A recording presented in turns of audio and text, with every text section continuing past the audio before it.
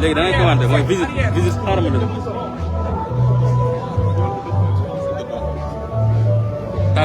taal na bara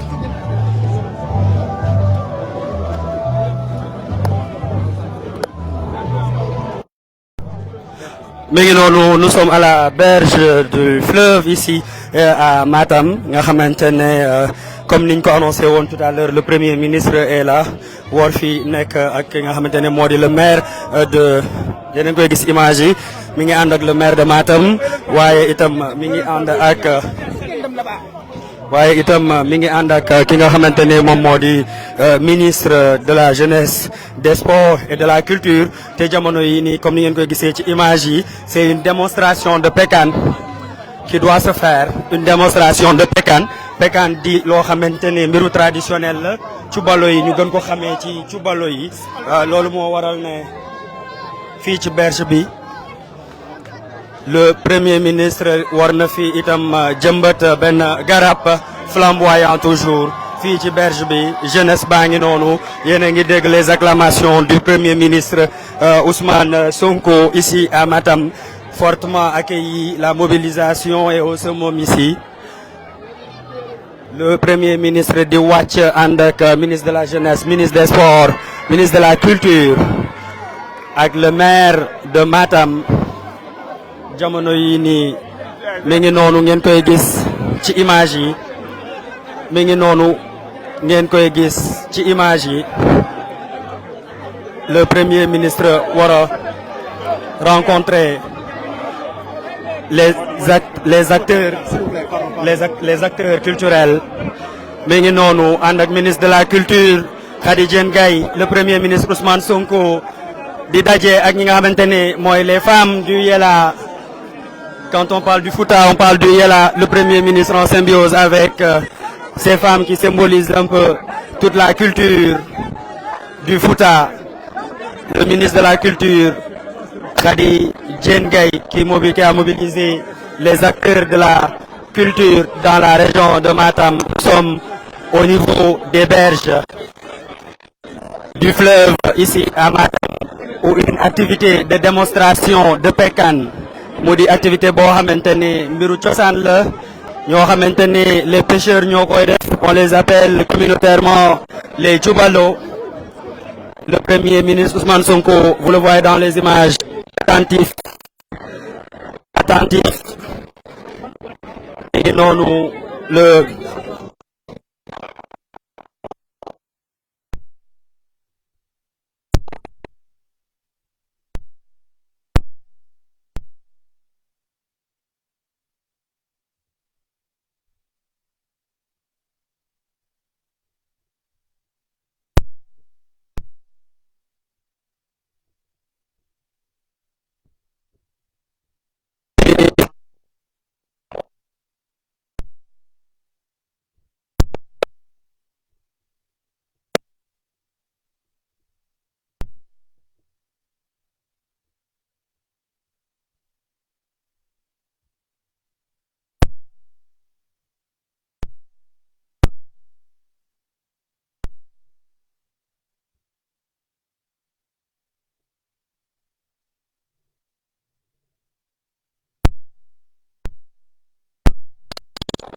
xamante ni moom moo di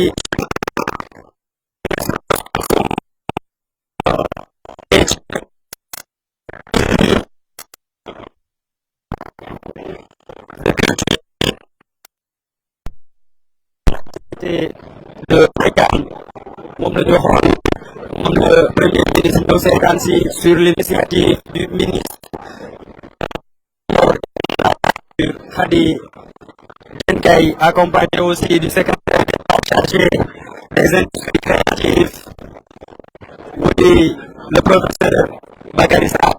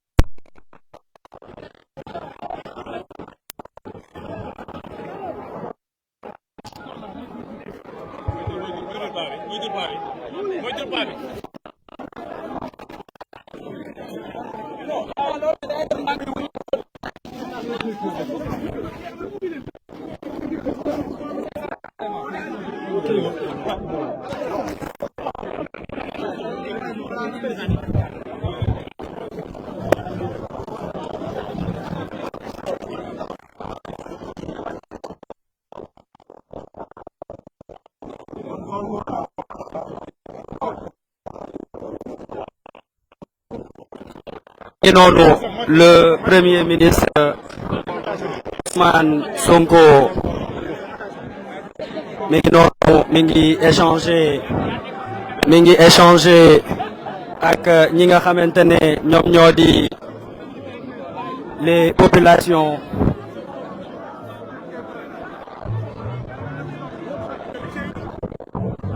ñoo ngi ci berge yi.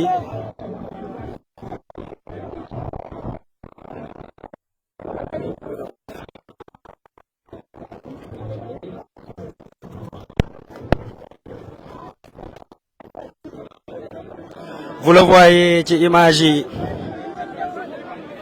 vous le voyez, le premier ministre qui s'avance jëm ci li nga xamante ni avec le ministre de et de l'assainissement qui a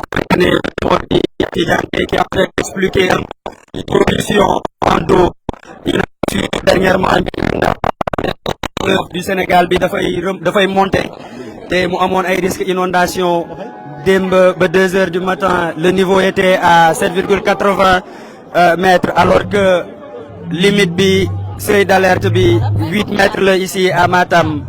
Ki nga xamante ni moo di Cheikh Tidiane Dièye jamono yi mi ngi expliqué mi ngi ànd ak ki nga xamante ni moom moo di directeur Fati le directeur des ressources en eau fii nga xamante ni moo di le ministère de l'hydraulique et de l'assainissement. Le premier ministre attentif mi ngi déglu les explications des professionnels en la matière comme ni ñu ko waxee dernièrement ba dégg mi ngi jot ay alerte yi nga xamante ne dafay wone li nga xamante ne moom moo di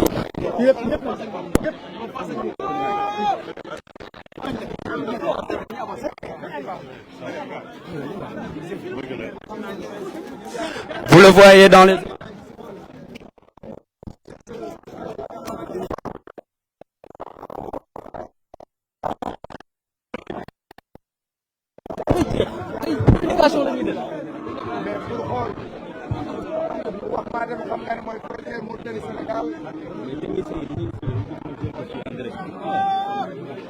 même ma jàng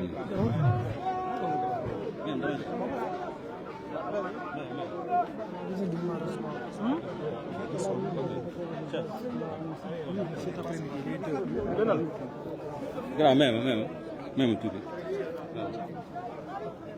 mais soxna si s'il vous plaît doo ñu may job dama la tere job yaa ngi pour nit ñi dama teel s'il te plaît yow yaa ngi fee maa ngi fi nga dama la bëgg bëggoo bëgg rek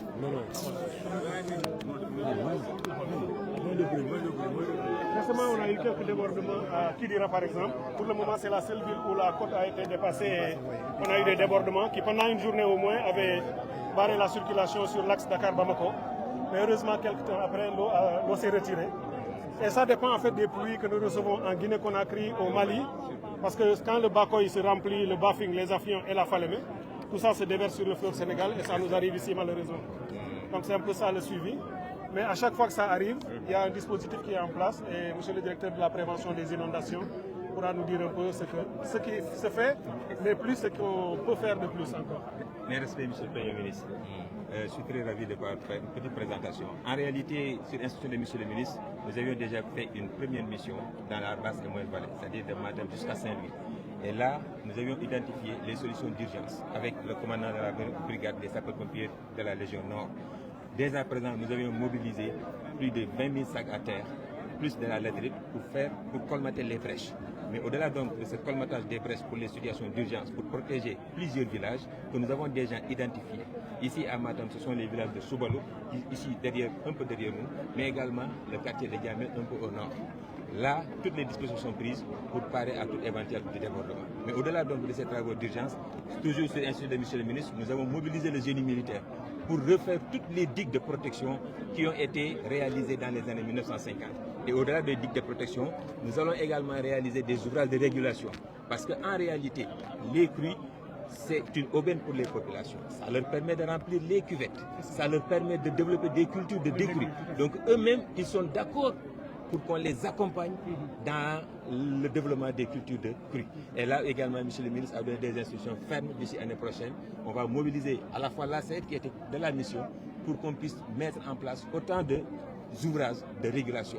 Et là, donc ça va permettre d'allier les deux. Et au-delà de tout ça, comme l'a dit M. le ministre, les solutions structurantes, c'est le modèle numérique de terrain que nous avons développé ici à Matam, qui va permettre demain que toutes les infrastructures qui sont en cours de réalisation ne soient pas implantées dans des zones inondables. Et là également, c'est une instruction ferme et je pense que le gouverneur sortant, on lui avait déjà remis un modèle numérique de terrain de la cartographie de Matam pour que toutes les structures ici présentes puissent en tirer demain sur les infrastructures et les ouvrages à réaliser, que ce soit des routes, que ce soit des équipements. Merci beaucoup, monsieur le Premier ministre, avant vos éventuelles questions, comme vous le voyez, on a la Mauritanie juste en face de nous. C'est donc ce qui vous montre que ce fleuve que nous avons en partage et qui est géré par l'OMVS, que nous partageons avec la Mauritanie, la Gambie, la République de Guinée et le Mali, est extrêmement important. Si, comme il a dit le DGPRE, il y a quelques années, il y avait beaucoup de crues, c'était avant le barrage de Manantali, le fleuve n'était pas régulé. Mais le barrage de Manantali a permis de mieux réguler, ce qui a amoindri assez considérablement les crues que nous connaissions avant. Il y a un autre barrage dont vous avez entendu, que vous suivez d'ailleurs assez régulièrement et de près, le barrage de Gourbassi, qui est un projet de l'OMVS, qui, s'il est réalisé aussi, est un barrage de régulation, qui permet de ne plus même perdre les milliards de mètres cubes que nous jetons dans la mer, mais qui permettra de les récupérer, de les stocker, afin de les lâcher dans le fleuve en fonction de nos besoins. Et avec nos projets des grands transferts d'eau, ça nous aidera à remplir le lac, à garder de l'eau sur le fleuve et à l'utiliser pour l'agriculture. Donc c'est aussi ça l'importance d'avoir une bonne communication avec nos voisins, nos frères de Mauritanie et de faire tous ces projets avec eux. Il y a juste une semaine, j'avais reçu le haut commissaire de l'OMVS pour justement lui parler de cette situation, des risques de décrue dans la vallée et de l'attention que vous y avez prêtée et de lui demander en tant qu'OMVS d'accompagner le gouvernement dans nos projets en cours et les grands projets que nous allons lancer très bientôt. Donc voilà un peu le sens de cette visite. Avec tous les services de l'État sont ici. Il y a une brigade des douanes juste là. Parce que traverser, acheter du sucre là-bas et revenir, c'est de la fraude. Parce que c'est régulé. C'est pourquoi la douane est là, la police est ici, les sapeurs-pompiers sont ici. Pour aussi essayer d'éviter qu'il y ait des noyades. L'armée aussi, bien sûr. Parce que c'est une frontière assez importante. Monsieur le Président, j'ai quelques informations pour en Matam, ici, durant l'hivernage, moi je n'osais même pas sortir de la province. Mais depuis qu'on nous a construit la digue de protection de Matam, le problème est réglé. Sauf le village de Djamel, Djamel a des problèmes. Et plus souvent, quand il y a beaucoup de crues, c'est nous-mêmes au niveau de la commune qu'on allait mettre des stacks de terre au niveau de Djamel. Ça, c'était en charge. Mais vraiment, remercier le gouvernement. La digue de protection de Matam nous a énormément soulagés. On n'a plus vraiment ces problèmes d'inondation. Ça aussi, il faut le reconnaître. Merci beaucoup, monsieur le Président. Vous avez un commentaire, monsieur le Premier ministre, sur la question de la Non, mer? peut-être quelques questions. Bon. Est-ce que vous avez pu évaluer l'impact d'une éventuelle crue sur tout le long du fleuve jusqu'à Kelkidira, etc. En fait, excusez-moi, en tout cas, nous avions commencé dans le département de Podor et Saint-Louis. Dans les départements de Podor et Saint-Louis, effectivement, là, nous avons vu que pratiquement 220 hectares de terres agricoles sont menacés au niveau de l'île à Montfort. Et là, effectivement, nous avions, lors de notre dernière mission, en rapport avec les sapeurs-pompiers et les génie militaires, de colmater certaines brèches, toujours avec certaines entreprises, pour pouvoir au moins sauver les exploitations en cours. Parce qu'il y avait environ une cinquantaine d'hectares de gombo qui étaient déjà là-bas. Mais au-delà de ça, les villages qui sont exposés également, c'est vrai, c'est de gros villages. Hein. Il y a le village de Donaï, le village de Boki Saronkobe, de Ngoui et de Aram. Et Aram qui pose énormément de problèmes parce que Aram quand même, ils sont ceinturés par deux cours d'eau, le marigot de Douai et le fleuve Sénégal, donc ils sont tenaillés. Et là, c'est là où pratiquement, si vraiment on souhaiterait après l'hivernage, développer des solutions structurantes. Mais l'impact est très grand quand même dans ces 4 villages-là. Ici à Matam, comme vous l'avez bien dit, monsieur le Premier ministre, donc ce sont les villages soubreaux qui longent un peu le fleuve. Et là également, on a interrogé les populations. Il y avait une digue de protection. Dans le cadre de l'extension de la ville de Matam, ils ont détruit cette digue-là pour faire augmenter la ville. Et c'est ça également qui fait que donc une bonne partie de la ville est bâtie sur le lit majeur du fleuve Sénégal. Et là également, comme je l'ai dit, c'est le modèle numéro de terrain et les restructurations que nous allons demander avec les autorités administratives qu'il n'y ait pas de lotissement qui pourrait peut-être diminuer les impacts. Merci. Monsieur le Premier ministre, le risque aussi important, pas ici, mais à Kidira, comme je l'ai dit tout à l'heure, si le débordement qu'on a constaté récemment qui a envahi la route nationale, la trans malienne, Dakar-Bamako, là, ça peut être un problème pour l'économie nationale si ça a perduré. Mais heureusement, l'eau est montée pendant quelques heures où la circulation s'est arrêtée. Par la grâce de Dieu, elle s'est retirée rapidement. Mais là aussi, on veille de très près, parce que si l'eau restait longtemps, ça arrêterait aussi longtemps qu'il y en aurait de l'eau, la circulation sur l'axe Dakar-Bamako, et ça bloquerait les camions maliens et ceux du Sénégal qui amènent des marchandises aussi de nos industries.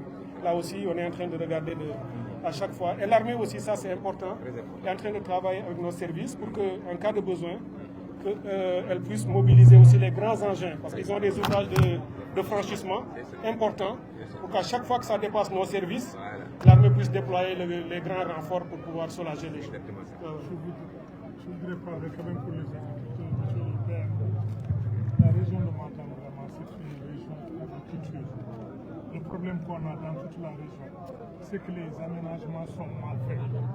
Moi, pendant 5 ans, je l'ai dit à l'Assemblée en plénière, tous les aménagements que vous voyez ici, là, ça décourage les gens, c'est mal fait. L'aménagement qui doit coûter entre 6 et 7 millions, on l'attribue à une entreprise à 2 millions ou 3 millions. C'est à cause de ça que tout est fait. Nous, notre problème aujourd'hui dans toute la région, c'est l'aménagement et puis aussi du matériel agricole. Nous avons vraiment une jeunesse qui souhaite faire beaucoup d'agriculture, mais si on est confronté à ces genres de problèmes, si vraiment l'État peut nous aider sur ces genres de choses, vraiment on n'aurait pas de problème. Et en plus, la région de Matam, c'est la région où il y a plus d'immigrés en Europe. Je peux vous confirmer que moi j'ai fait 34 ans en France. À part la région de Matam, je peux dire que c'est Louga. Donc vraiment, si vous nous appuyez dans le domaine de l'agriculture ici, je vous assure que notre problème est réglé. Merci. Bon, moi je pense que ce problème avait été évoqué il y a une dizaine de jours en Conseil des ministres. J'avais émis l'idée de convoquer une réunion interministérielle sur la question parce que c'est une question qui interpelle plusieurs ministères. Ce n'est pas seulement le ministère de l'Hydraulique et de l'Assainissement, mais ça interpelle le ministère de l'Agriculture, le ministère de la Pêche et même le ministère de l'Urbanisme en réalité. Parce que l'occupation du lit majeur par des lotissements interpelle le ministère de l'Urbanisme et potentiellement le ministère des Finances à travers les services des domaines. Je pense qu'il nous faut tenir cette réunion interministérielle et que chacun des ministres concernés doit préparer les documents techniques qui nous permettraient d'aboutir à des décisions, des mesures urgentes, mais également des mesures beaucoup plus structurelles. Par exemple, à mon avis, la protection des ouvrages stratégiques doit faire l'objet d'un programme particulier. Le corridor Dakar-Bamako, par exemple, ne doit en aucun cas être impacté. S'il faut prévoir une digue spécialement dans cette zone pour que, quel que soit Alpha, le débordement ne puisse pas impacter le corridor, c'est un élément important. Prendre des mesures pour que tout au long du fleuve, les autorités territoriales, les maires ici présents, j'espère, oui, monsieur le maire, j'espère que ce n'est pas vous qui avez fait le lotissement sur le lit majeur dont on parle ici, mais sur le lit majeur du fleuve, parce que dans le document que je disais tantôt, il était dit que ce n'est pas le fleuve qui déborde, c'est les gens qui débordent, qui viennent trouver le fleuve. Et le fleuve, il y a le lit de décrue, mais il y a le lit majeur en cas de crue. Et il faut pouvoir tracer ce lit majeur et développer ou signaler un périmètre qui doit être impropre à l'habitation, qui doit être non édificatif. Ça, c'est extrêmement important et ça permet de mieux prévenir. Donc ça interpelle le ministère de l'Urbanisme. Il faut que le travail soit fait en collaboration avec les services techniques. Et ça interpelle également le ministère de l'Agriculture parce que j'ai toujours dit qu'il y a énormément de gâchis. Vous savez, la civilisation égyptienne s'est installée le long du Nil. C'était pour pouvoir profiter des périodes de décrue pour faire de l'agriculture dans une zone de sécheresse habituellement. Donc, aujourd'hui, on a cette situation, mais est-ce que les eaux se seront retirées? On n'en profiterait pas ou pas suffisamment. Et comme l'a dit M. le maire, je crois, ou l'un des techniciens, il s'agit peut-être, avec les services météorologiques, de pouvoir anticiper saison par saison pour essayer d'évaluer le niveau de crue et de manière conséquente développer des programmes d'accompagnement des paysans de sorte à pouvoir profiter de cette situation en termes d'amélioration des sols, mais également en termes d'humidité, au moins pour quelques temps. Et ça, je crois que c'est des réflexions qu'il nous faut. Je suis sûr que si c'était dans certains pays, ça aurait été fait depuis longtemps. Il faut être beaucoup plus rigoureux et capter tous nos potentiels. Si les Israéliens ont pu développer la technique du goutte à goutte, c'est parce qu'ils sont dans une zone désertique avec les problèmes qu'on connaît. Et il nous faut aujourd'hui, nos techniciens, nos ingénieurs doivent être beaucoup plus proactifs. En tout cas, ils auront tout le soutien de l'État, tout le soutien du gouvernement, mais ils doivent être beaucoup plus proactifs. Et je pense qu'une bonne exploitation de ces opportunités, moi je considère que c'est plus des opportunités que des trucs, et une bonne réglementation de l'occupation nous permettrait d'avoir des résultats extrêmement importants. Maintenant après, il faut préparer cette réunion interministérielle et il faut, pour le ministère qui vous concerne par exemple, il nous faut avoir une évaluation des impacts ici on est à Matam, on est à quoi, 7 mètres 16 cm de la côte. 16 cm de la côte, oui. De la côte. Donc ça veut dire qu'on a encore un peu de marge, même si c'est très faible. Mais certainement dans d'autres localités, on a déjà atteint le niveau d'alerte. C'est pourquoi il est important qu'on puisse avoir une cartographie et évaluer les impacts aussi bien sur le plan agricole que sur le plan humain. Parce que ceux qui seront obligés de quitter. Lorsqu'on faisait le Conseil des ministres, on nous avait déjà signalé une centaine de familles dans le Kidira. Oui. Il faudrait qu'on les assiste en vivre, etc. Et ceux qui seront impactés sur le plan agricole, on nous parlait d'une grande ferme d'ailleurs, c'est la ferme de... Saïd, non? Non, non, ça c'est une ferme privée, je crois, qui était impactée. C'est de Bakel. Donc qu'on puisse avoir tout ça et voir dans quelle mesure on peut accompagner. Ça c'est pour les solutions urgentes, mais je crois que le ministère de l'Urbanisme avec l'ANAC doit travailler à une bonne cartographie de tout ce qui peut être considéré comme de l'imageur, sécuriser ce qui n'a pas encore fait l'objet d'occupation, et pour les zones qui sont occupées, voir quel programme appliquer pour peut-être pourquoi pas déplacer les populations, les accompagner à se déplacer pour plus à l'intérieur, et de sorte à les mettre hors de danger et pouvoir faire de cette affaire-là exclusivement une opportunité et non pas un problème. C'est bien de constater. Je remercie, je félicite les services techniques, je vois les sapeurs-pompiers ici, je vois les forces armées. Nous les félicitons et les encourageons par rapport à ce travail de veille et de sécurisation des populations, et à travers eux, nous félicitons leurs autorités, le ministre des Forces armées, le SEMGA, le ministre de l'Intérieur. Merci beaucoup.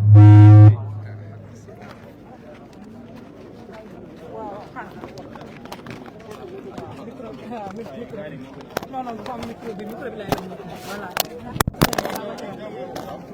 Bye bye bye.